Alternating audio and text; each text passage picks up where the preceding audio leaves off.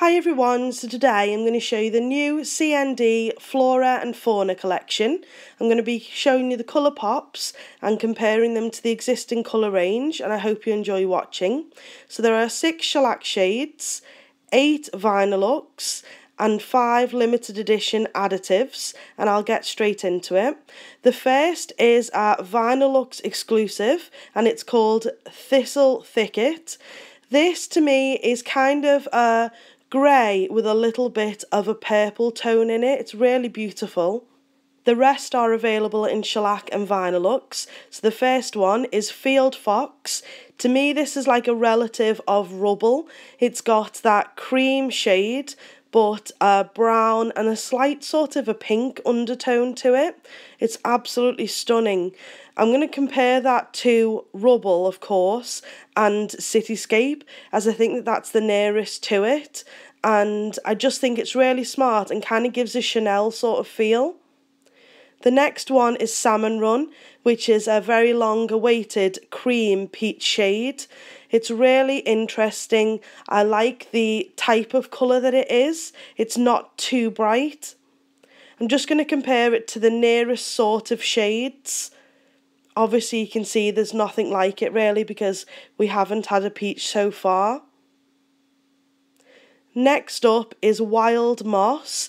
To me this is a muted tone green, kind of got a little bit of an olive sort of undertone to it. This has got shimmer. I'd probably say the shimmer is a little bit on the silver side, but again it gives me a Chanel kind of high-end sort of feel to it. So I just wanted to compare it to a couple of the greens, obviously for contrast, but you can see that they're not really anything like it anyway. Next up is Dandelion. To me this is somewhere between a pale peach and a gold.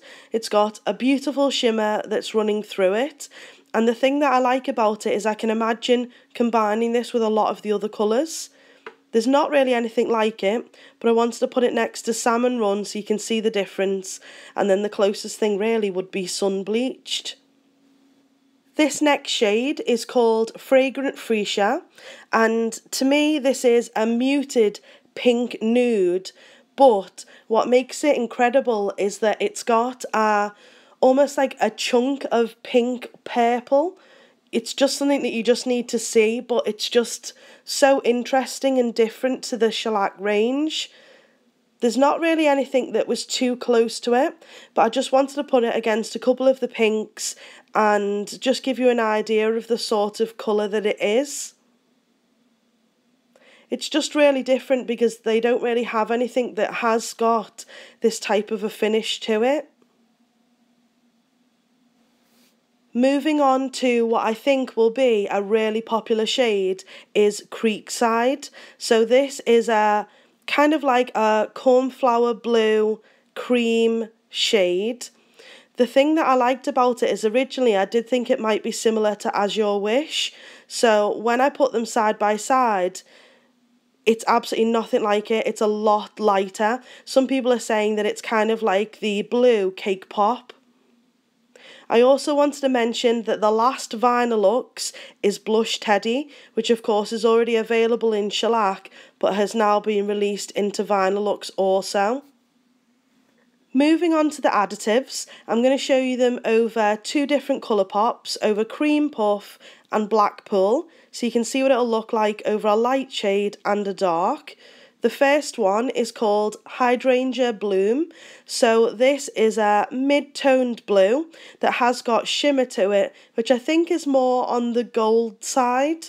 So as you can see the 2 colour pops there, they completely change it up the way that they are. Obviously over white it's going to bring out the true blue, and then over the black it's completely different.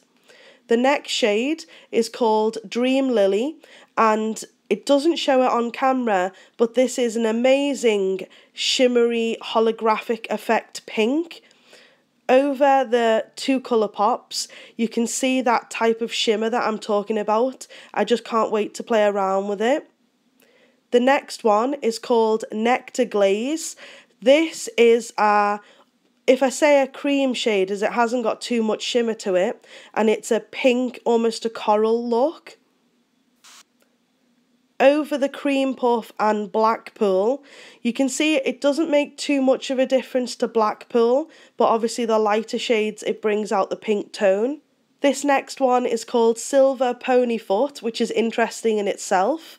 So this to me is a fairly dark charcoal grey. On the Blackpool in particular, it gives that really interesting steel finish to it. And finally, this is Hummingbird. This is the only glitter, the rest of them were pigment effects. So this is a white with a hint of a gold iridescence to it. As you can see, over Cream Puff and Blackpool, it really does make an awful lot of difference. I can imagine this over quite a few of the different pinks as well. It would make it a really interesting effect. You could probably do an awful lot with this one in particular. As a little bit of a bonus for the video, I thought I'd include the colour pops that the ladies at Creative Academy Manchester did with this new collection. It just gives you some more ideas of the different things that you can actually achieve and the different ideas that you can give your clients with them. So I just hope that you enjoyed watching the video and that you found it useful. Don't forget to give this video a thumbs up and subscribe to my channel.